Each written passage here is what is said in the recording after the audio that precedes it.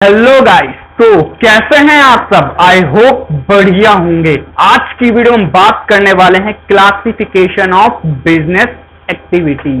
अब तक हमने क्या क्या डिस्कस कर लिया है।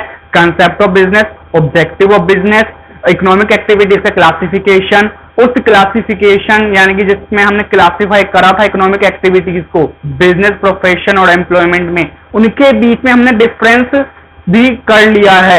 यानी कि 4 एपिसोड अब तक हम कर चुके हैं। अब हमारा ये 5वां एपिसोड है जिसमें हम बात करेंगे बिजनेस एक्टिविटीज के क्लासिफिकेशन के बारे में।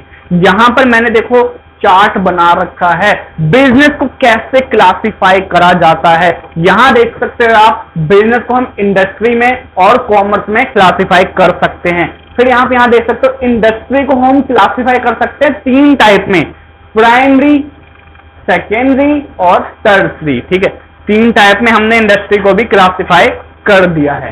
फिर यहां देखो प्राइमरी को, देखो यहां पे एक्सट्रैक्टिव और जेनेटिक में हमने यहां पे क्लासिफाई कर रखा है। ठीक है, तो यहां पर आप देख सकते हो इंडस्ट्री को हमने क्लासिफाई करा प्राइमरी, सेकेंडरी और टर्सरी में, और प्राइमरी इंडस्ट्री को क्लासिफाई करा हमने एक्सट्रैक्टिव और जेनेटिक इंडस्ट्री में। अभी हम केवल प्राइमरी में एक्सट्रैक्टिव और जेनेटिक की बात करते हैं, जो मैंने यहाँ पे लिखा हुआ है। पहले आप इतना पार्ट समझते हैं, फिर हम सेकेंडरी पे मूव करेंगे, फिर टर्सरी पे मूव करेंगे। ठीक है, अब यहां देखो इंडस्ट्री का मतलब होता क्या है। फिर आप लोगों ने कंसेप्ट ऑफ बिजनेस में मेरे साथ आपने लोगों ने सीखा था कि भाई कंसेप्ट ऑफ बिजनेस में क्या सीखा था हमने, कि बिजनेस वो सारी एक्टिविटीज होती हैं जिसके अंदर प्रोडक्शन होती है या फिर जो बनी बनाई गुड्स है उनको सेल करने का काम होता है। या तो हम खुद बनाते हैं या कहीं से बना बनाया मंगवाते हैं और उसको आगे सेल कर देते हैं। ये हमने कंसेप्ट ऑफ बिजनेस सीखा था। तो जो प्रोडक्शन नाम का वर्ड है ना, प्रोडक्शन नाम का वर्ड, वो प्रोडक्शन होता कहां पे है भैया? वो प्रोडक्शन कहां होता है सर? इंडस्ट्री में होता है। ठीक है, कहां होता है सर प्रोडक्शन? इंडस्ट्री में। Industry refers to economic activities which are connected with the conversion of resources into useful goods। Means industry का मतलब क्या है? वो सारी इकोनॉमिक एक्टिविटीज जिसके अंदर क्या करा जाता हो, यानी कि जो एक्टिविटीज किससे कनेक्टेड हो? रिसोर्सेस को, यानी कि जो रिसोर्सेस हमारे पास अवेलेबल हैं, whether it is natural resources और इट इज मैन मेड, यानी कि मैन मेड रिसोर्सेस हो या फिर नेचुरल रिसोर्सेस हो, उनको कन्वर्जन का काम जिस एक्टिविटी में करा जाता है, यानी कि जो उनको कन्वर्ट करने का जो एक्टिविटी होता है। ठीक है, किसमें कन्वर्ट करने का एक्टिविटी? यूजफुल गुड्स में, यानी कि कोई अच्छा सा जिसको हम यूज कर सके, हमारी यूज करने लायक हो, ऐसे गुड्स में कन्वर्ट करने का जो काम होता है, जो एक्टिविटी होती है, वो इंडस्ट्री के अंदर करी जाती है। ठीक है, एक बार दोबारा आप मैसेज पढ़ेंगे। Industry refers to all those economic activities which is connected with the conversion of resources into useful goods. जैसे सर हमको, जब हम जाते हैं, आप लोगों ने सुना होगा गोल्ड की माइंस होती हैं। ठीक है, वहां से गोल्ड के लिए सोने जो होते हैं, सोना निकालते हैं उस जगह से, तो रिसोर्स हमारे लिए क्या हो गया सर? अर्थ। ठीक है, अर्थ में से रिसोर्स हमने निकाला, यानी कि सोना हमने निकाला। उस सोने को यूजफुल गुड, यानी कि सोने की चैन बनती है, सोने की अंगूठियां बनती है। ठीक है, और सोने की बिस्किट्स भी बनती हैं, तो ये यूजफुल गुड्स हुई, थोड़ी मतलब वैल्यूएबल गुड्स हुई। ठीक है, तो इसका मतलब क्या है कि जिस एक्टिविटी के अंदर, ठीक है, रिसोर्सेस को कन्वर्ट करा जाता हो यूजफुल गुड के अंदर, वो इंडस्ट्री के अंदर की इकोनॉमिक एक्टिविटी होती है।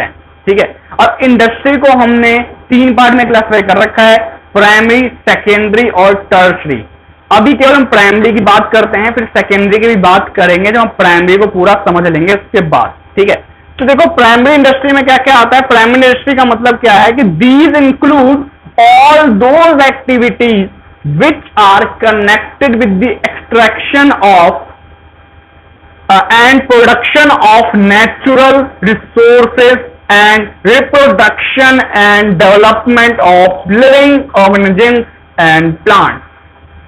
Means क्या मतलब है?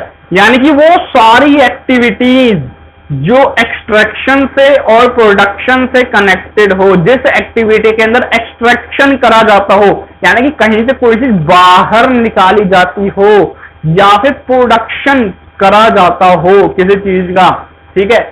और नेचुरल रिसोर्सेस यानी कि नेचुरल रिसोर्सेस की एक्सट्रैक्शन करी जाती है, यानी कि नेचुरल रिसोर्सेस को बाहर निकाला जाता हो या फिर नेचुरल रिसोर्सेस को प्रोड्यूस करा जाता हो। अब आप बोलोगे सर नेचुरल रिसोर्सेज को हम प्रोड्यूस कैसे कर सकते हैं?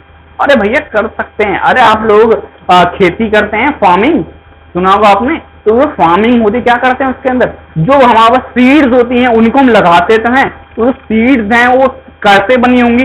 तो सर वो सीड्स इससे पहले जितने भी धरती पे, इस अर्थ पे जो भी आज तक पेड़ पौधे थे उन्हीं की हेल्प से वो सीड बनाई गई होंगी। उस सीड को फार्मिंग में यूज करा जाता है।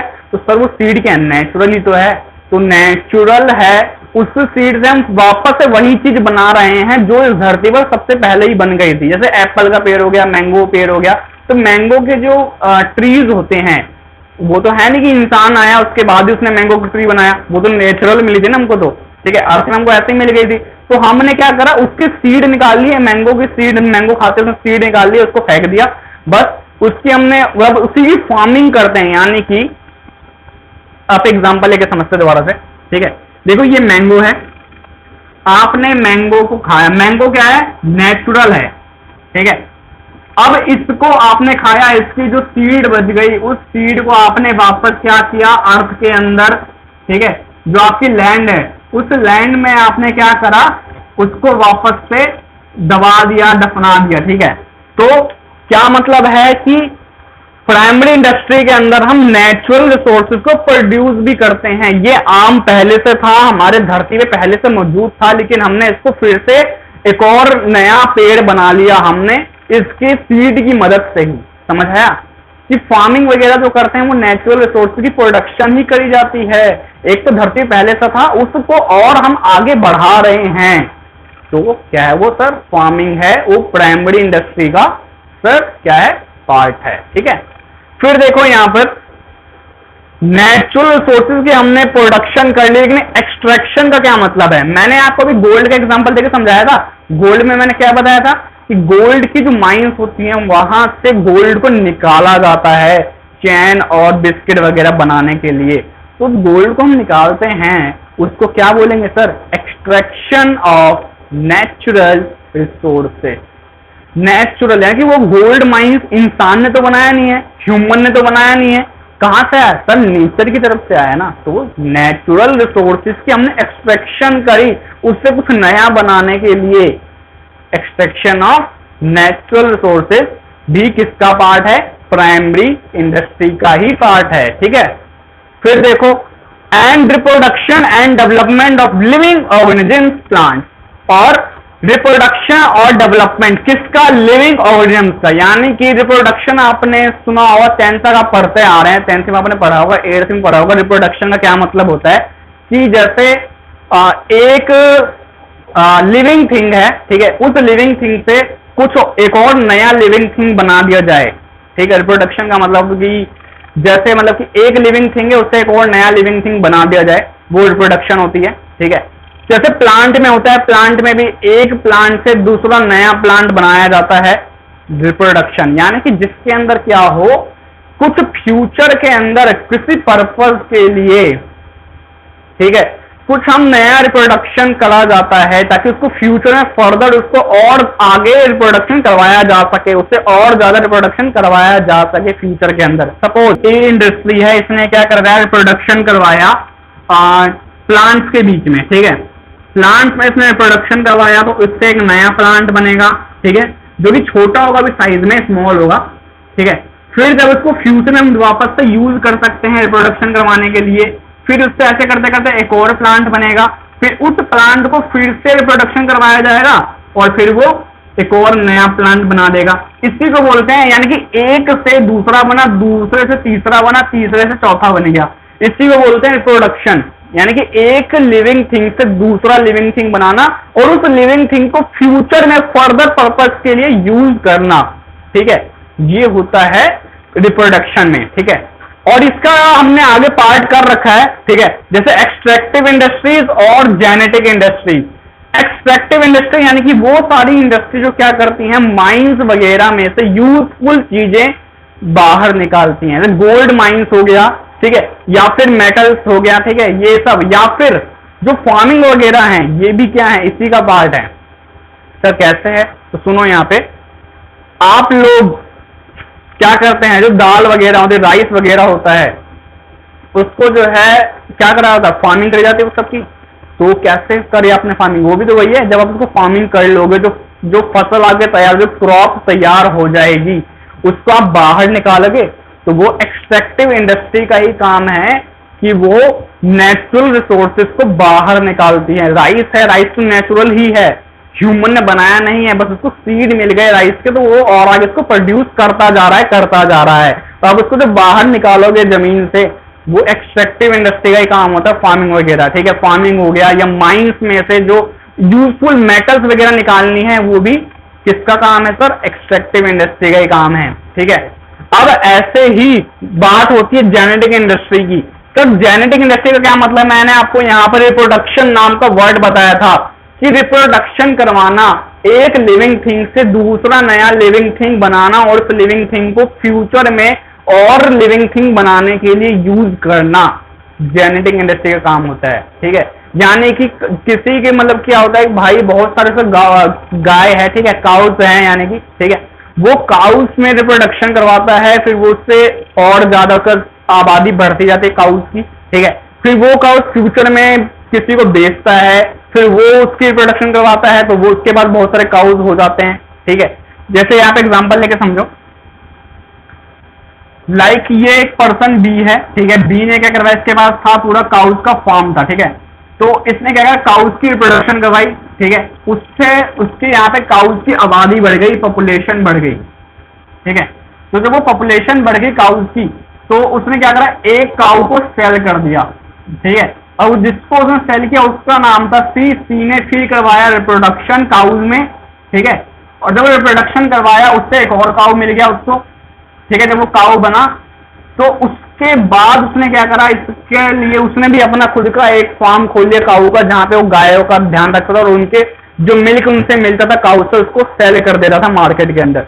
तो देखो हुआ ना फायदा, यहाँ पे एक काऊ की रिप्रोडक्शन करवाने से फ्यूचर में भी रिप्रोडक्शन कराने लायक वो बन गया, और उससे क्या हुआ, उसको फायदा हुआ, उसने मिल्क सेल करने लग गया, उसने अपना एक फार्म हाउस खोल लिया, ठीक है। तो ये जेनेटिक का काम है कि एक लिविंग थिंग को एक बार रिप्रोडक्शन करवाया, और उस रिप्रोडक्शन से जो भी हमको रिजल्ट मिला उसको फ्यूचर पर्पज में भी यूज करा जा सकता है रिप्रोडक्शन करवाने के लिए, ठीक है।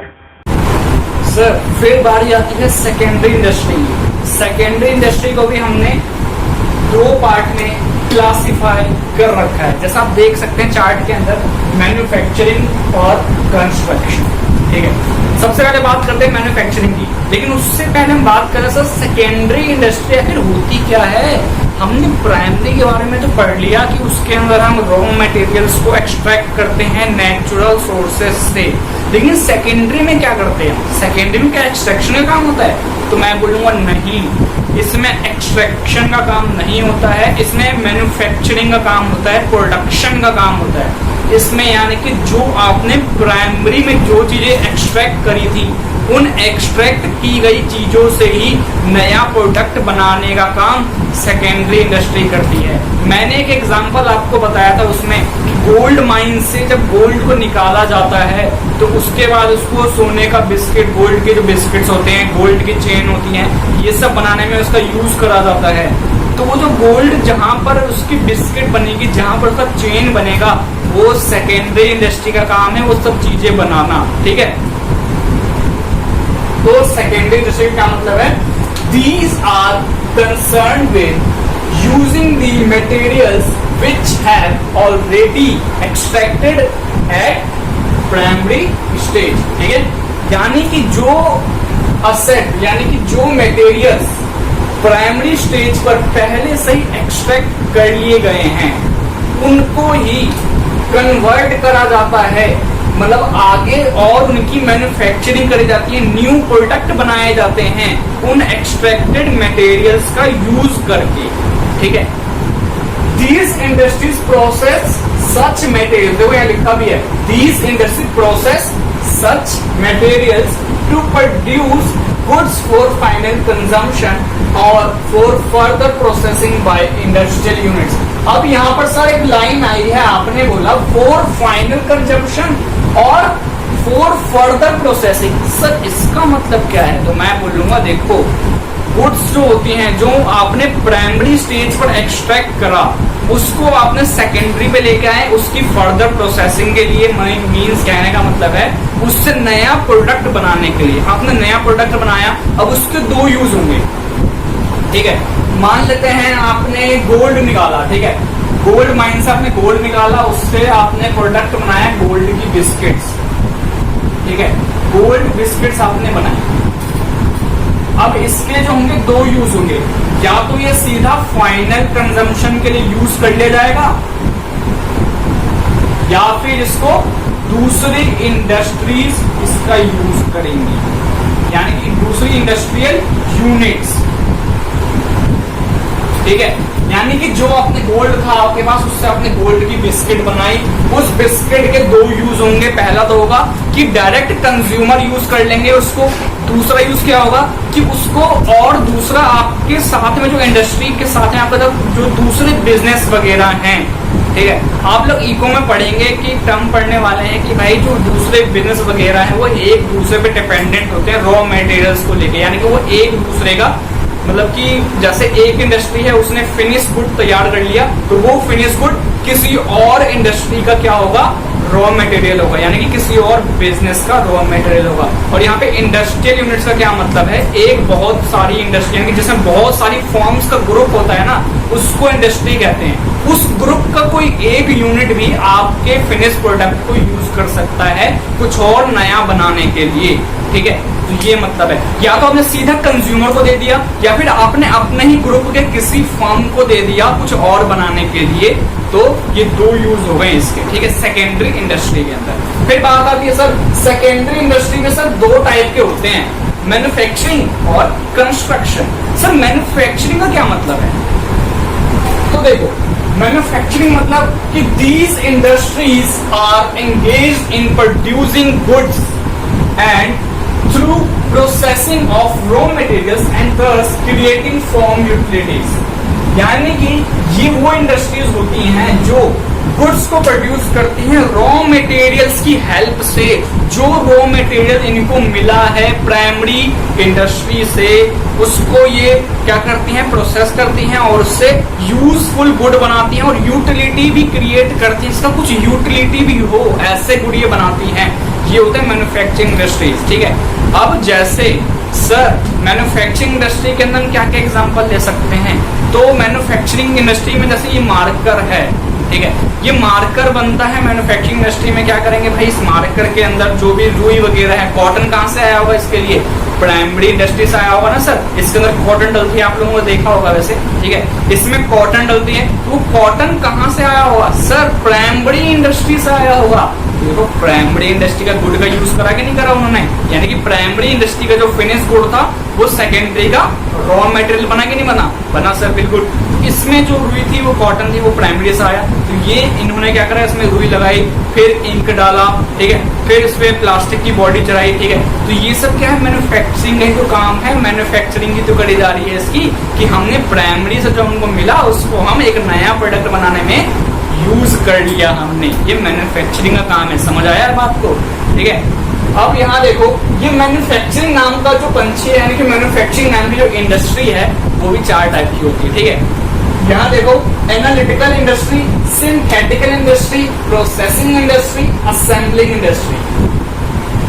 सर एनालिटिकल इंडस्ट्री का क्या मतलब है, यानी कि ऐसी इंडस्ट्री जो, देखो यहाँ लिखा है, which analyses and separates different elements from the same material, यानी कि सेम मटेरियल से डिफरेंट एलिमेंट को क्या करना, सेपरेट करने का काम जिस इंडस्ट्री का होता है उसको एनालिटिकल इंडस्ट्री कहते हैं। यानी कि ऐसी इंडस्ट्री जो मटेरियल में से, रॉ मटेरियल जो प्राइमरी इंडस्ट्री ने आपको दिया है, उस मटेरियल में से उसको एनालाइज करके उस मटेरियल में से डिफरेंट एलिमेंट को अलग करने का काम जो इंडस्ट्री करती है वो एनालिटिकल इंडस्ट्री होती है। सर फिर बारी आती है सिंथेटिकल इंडस्ट्री यानी कि ऐसी इंडस्ट्री जो डिफरेंट इंग्रेडिएंट्स को क्या करता है, कंबाइन कर देता है। ठीक है, कंबाइन बोले तो सर कि जोड़ देता है कि जैसे आपने नूडल्स वगैरह देखे होंगे उसमें पीछे इंग्रेडिएंट्स लिखी होती हैं, उसमें लिखा था भाई इसमें इतना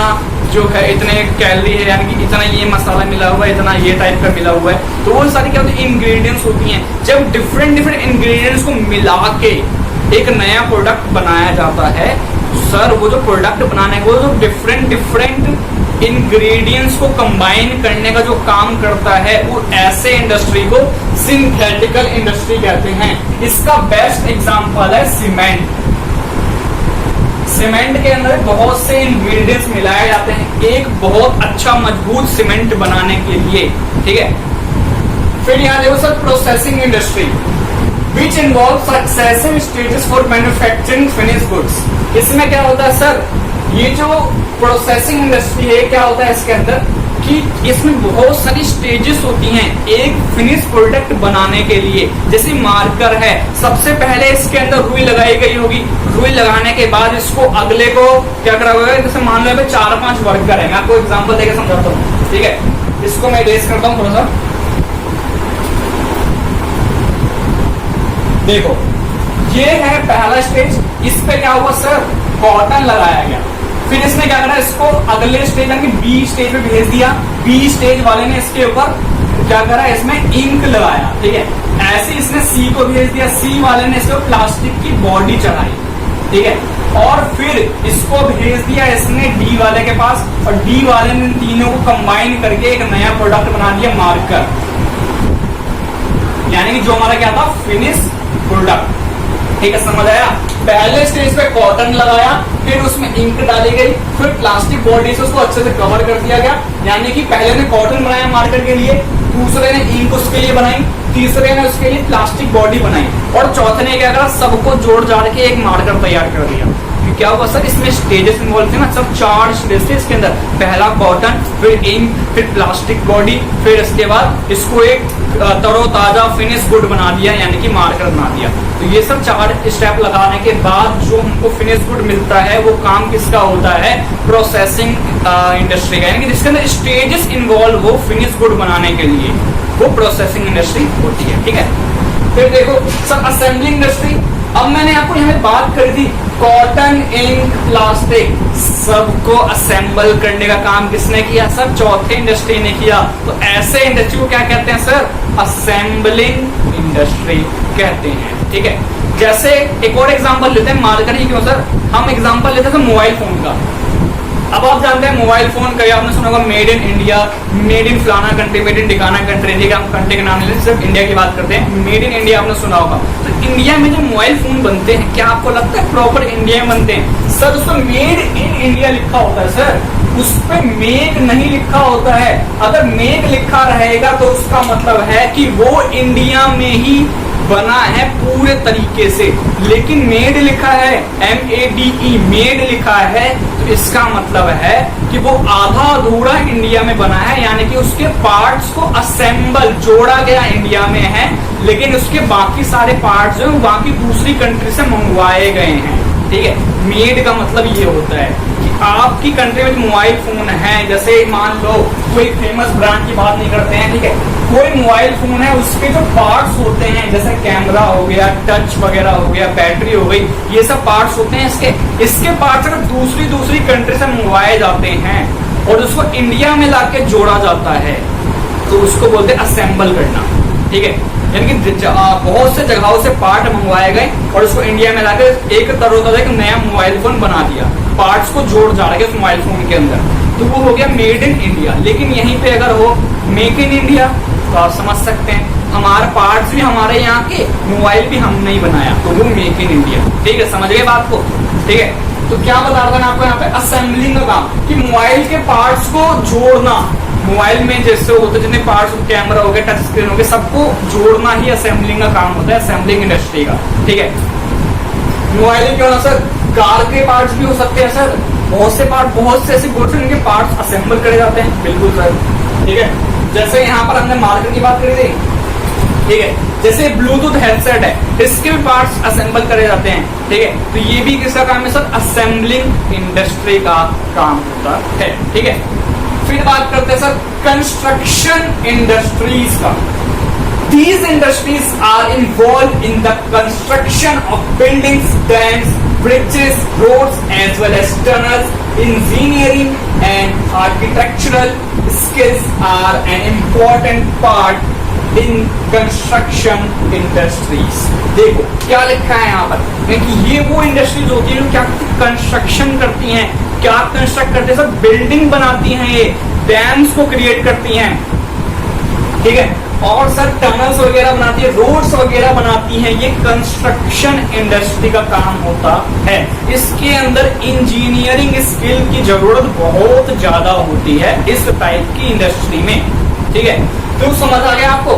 मैन्युफैक्चरिंग मतलब जो रॉ मटेरियल्स को यूज करके नया गुड्स बनाए, ठीक है।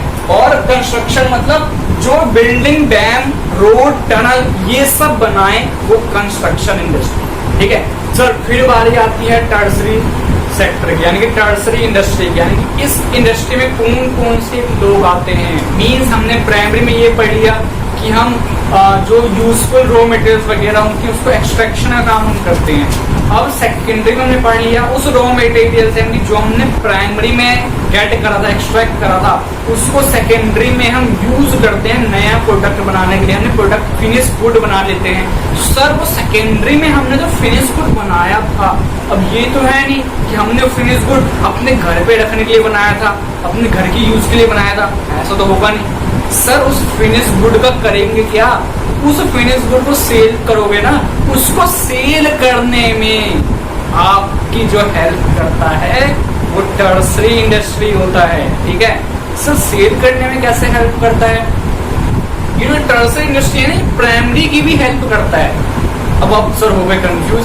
सर आप बोलोगे कि सर प्राइमरी की हेल्प कैसे करता है? अभी तक आपने उनको सेकेंडरी का आपने बताया नहीं, प्राइमरी का अपने कोड ने उनको कंफ्यूजन दे दिया कि भाई प्राइमरी भी इसमें इन्वॉल्व है, हेल्प करता है प्राइमरी की भी।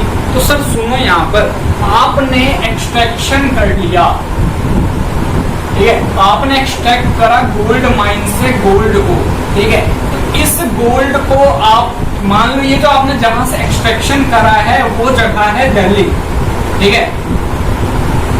और आपकी जो फैक्ट्री है वो फैक्ट्री आपकी है यूपी के लखनऊ में। यहाँ पर आपकी है मैन्युफैक्चरिंग, यहाँ पर मैन्युफैक्चरिंग करते हैं, फैक्ट्री इसको बोलते हैं, यहीं पे आप मैन्युफैक्चरिंग करते हैं। वो मैन्युफैक्चरिंग यूनिट आपकी लखनऊ में है। तो इस दिल्ली से आपको लखनऊ तक अपना सामान पहुंचाने के लिए ये जो गोल्ड है, इस गोल्ड को यहाँ तक पहुंचाने के लिए कुछ तो करना पड़ेगा। ये तो है नहीं आप पैदल चल के जाओगे, चलो भाई ये तो है नहीं बहुत थोड़ा सा गोल्ड है, जब पैदल निकल लोगे तो पहुंच भी जाओगे। भाई बहुत सारा गोल्ड होगा आपके पास। तो उस गोल्ड को लखनऊ तक पहुंचाने के लिए आप क्या करोगे सर? व्हीकल्स का यूज करोगे ना, बिल्कुल। तो उस व्हीकल्स को जो आप यूज करोगे वो कौन प्रोवाइड कराएगा सर? वो टर्सरी इंडस्ट्री होती है जो आपके गुड को एक जगह से दूसरी जगह पहुंचाती है। वो टर्सरी इंडस्ट्री का काम होता है। आपने यहाँ पर एक्सट्रैक्ट करा, इसको आप यहाँ अपनी मैन्युफैक्चरिंग यूनिट में लेके गए। जिस तरीके से लेके गए, जैसे आप बस से लेके गए, तो ये बस से तो आप लेके जाओगे नहीं वैसे, ठीक है। हम एग्जांपल लेते हैं, ट्रक का लेते हैं, ठीक है। ट्रक से आप लेके गए लखनऊ तक, तो यही क्या है, वो ट्रक किसका पार्ट है सर? टर्सरी इंडस्ट्री का पार्ट है, जो आपको सर्विस प्रोवाइड कर रहा है, आपके गुड को आपके जहां तक आपको लेके जाना है वहां तक पहुंचाने में आपकी हेल्प कर रहा है। ये तो प्राइमरी की हेल्प करने में आ गया। तो सर सेकेंडरी की हेल्प कैसे करेगा? अब बात करते हैं सेकेंडरी की। आपने यहाँ पर गोल्ड से गोल्ड की चैन बना ली। अब सर इसको आप घर पे रखने के लिए बनाओगे नहीं सर, आप इसकी सेल भी तो करोगे। इसकी जहां आपको सेल करनी, मार्केट आपकी है सर। तो मार्केट माने का आगरा में आपको अच्छा प्राइस मिल जाता है, आगरा की मार्केट में। तो आप आगरा गए यहाँ पे सेल करने के लिए। अब आगरा आप गए तो वहां तक ये तो है नहीं कि आप पैदल चल के जाओगे। फिर वही बात है सर, पैदल चल के जाओगे नहीं आप, उसके लिए आपने कुछ व्हीकल का इंतजाम करा होगा, ठीक है। लाइक आपकी खुद की पर्सनल वैन हो गई या कुछ भी हो सकता है व्हीकल में, ठीक है। तो वहां तक आपको जाने में जो आपकी हेल्प करेगा, तो जैसे वैन वगैरह हो गई, तो बस वो भी क्या है सर, टर्सरी का ही पार्ट है, क्योंकि उसने आपकी हेल्प करी आपके गुड्स को सेल करने में, यानी कि सेल करने वाली जगह तक पहुंचाने में हेल्प करी। ठीक है, इसके अलावा और भी चीजें आती हैं सर, जैसे बैंकिंग वगैरह हो गई। ठीक है, ये भी क्या है, ये भी टर्सरी का ही पार्ट है। ठीक है, जैसे बैंकिंग और इंडस्ट्री, जो बैंकिंग और इंश्योरेंस वगैरह होती है, ये सर वैसे तो कॉमर्स वाले हिस्से का पार्ट है, यानी कि इस हिस्से का पार्ट है, लेकिन बैंकिंग है टर्सरी का ही, मतलब सर्विस बैंकिंग में प्रोवाइड करती है। सर्विस कैसे सर्विस सर आपको जो है लोन अवेलेबल करवाती है सर, सर्विस ही तो है। आपको लोन मिलेगा तो आप बिजनेस कर पाओगे, आप बिजनेस कर पाओगे तो आपकी बड़ी बड़ी फैक्ट्रियां होंगी, उस फैक्ट्री में आप गुड्स को बना पाओगे। तो सर बैंक ने आपको पैसे दिए तभी तो आपने इंडस्ट्री खोली, अपनी खुद की फैक्ट्री बनाई। सर बैंक भी आपको सर्विस प्रोवाइड तो कर रही है, तो बैंक भी किसका पार्ट होना चाहिए सर, फिर टर्सरी का पार्ट होना चाहिए। ठीक है, मतलब एक हिस्से में टर्सरी का पार्ट है और एज वेल एज कॉमर्स का भी पार्ट है। ठीक है, अब बात करते हैं सर, हमको जरा एक और एग्जांपल देके बताओ। इंश्योरेंस भी किसका पार्ट है सर, इसी का पार्ट, टर्सरी का ही। इंश्योरेंस क्या करते हैं आपको सर, आपका ये जो गुड है, जो एक गोल्ड चेन है, ये आप लेके जा रहे हैं आगरा तक, क्या पता है आपको कि आपका गुड सही सलामत पहुंच जाएगा। हो सकता है जो वैन वाला जो आपके गुड को लेके जा रहा है आगरा के मार्केट तक, क्या पता वो वैन वाला आपकी गोल्ड की चेन लेके भाग जाए, मतलब आपके जितना भी आपने स्टॉक भेजा है उस वैन के अंदर, वो सारा का सारा स्टॉक आपका लेके चला जाए वो। ठीक है, आपका तो हो गया लॉस, बिल्कुल लॉस हुआ ना सर। अब दूसरी बात, अगर आपने इंश्योरेंस, तो आपको पता है भाई सब अपनी लाइफ का इंश्योरेंस करवाते ही करवाते हैं, तो इंश्योरेंस जो होता है वो गुड्स का भी इंश्योरेंस होता है। हर एक बिजनेसमैन अपनी गुड्स का इंश्योरेंस करवा के रख लेता है कि मैं जहां पर हूं वहां से जहां तक मुझे भेजना है, उस बीच में अगर कुछ होता है तो उस जो गुड्स के मेरे को पैसे मिल जाएंगे, मेरे को जो लॉस होगा उसका मेरे को कंपनसेशन मिल जाएगा इंश्योरेंस कंपनी की तरफ से। ऐसे ही आपने अपनी गोल्ड चेन का इंश्योरेंस करवा के रखा हुआ था, फिर क्या हुआ, आपने स्टॉक भेजा सेल करने के लिए आगरा मार्केट में, वैन वाला आपके स्टॉक को ही लेके भाग गया, आपका हो गया लॉस। आपने लेकिन इसका इंश्योरेंस करवा रखा था, आप गए इंश्योरेंस कंपनी के पास, इंश्योरेंस कंपनी वालों को आपने बताया, उन्होंने कुछ फॉर्मेलिटीज वगैरह की, कागज वगैरह देखे आप सच बोल रहे नहीं बोल रहे, उन्होंने थोड़ा बहुत चेकिंग वगैरह करी, फिर आपको उन्होंने उस लॉस का कॉम्पनसेशन दे दिया। इंश्योरेंस कंपनी ने क्या किया सर, सर्विस प्रोवाइड करी ना आपको लॉस से बचाया, जिन्होंने आपको सर्विस दी। ठीक है, भले ही आपने उसके प्रीमियम दिए थे, ठीक है, लेकिन भाई एट द एंड तो उन्होंने आपको लॉस से बचाया ना। ठीक है, इंश्योरेंस कंपनी ने आपको सर्विस दी कि आपके उन्होंने गुड्स को लॉस तो हुआ, लेकिन आपने उसको, उन्होंने आपको उसका कंपनसेशन दे दिया। ठीक है, इंश्योरेंस कंपनी में क्या कर रही है, आपको सर्विस प्रोवाइड कर रही है ना, आपके गुड को बचा रही है लॉस होने से, तो ये टर्सरी का ही पार्ट है। ठीक है, तो ये थे हमारे तीनों इंडस्ट्री, प्राइमरी, सेकेंडरी और टर्सरी। ठीक है, हमने बिजनेस का एक टाइप हमने क्लासिफाई कर लिया पूरे अच्छे तरीके से। ठीक है, अब हम अगले वीडियो में बात करेंगे, यानी कि एपिसोड नंबर 6 में बात करेंगे कॉमर्स की। कॉमर्स को हम क्लासिफाई करना सीखेंगे, यानी कॉमर्स के भी आगे बहुत सारे पार्ट करेंगे हम। ठीक है, तो आई होप आप तब तक अमित राय क्लासेस को सब्सक्राइब कर देंगे और बेल आइकन को दबा देंगे। और अगर आप लोगों को ये वीडियो पसंद आई है तो भाई लाइक करो, शेयर करो, कमेंट भी कर देना। अगर आपको कुछ डाउट हो या नहीं भी हो तो भी कमेंट कर देना वीडियो कैसी लगी आपको। ठीक है, तो मिलते हैं आपसे नेक्स्ट वीडियो में।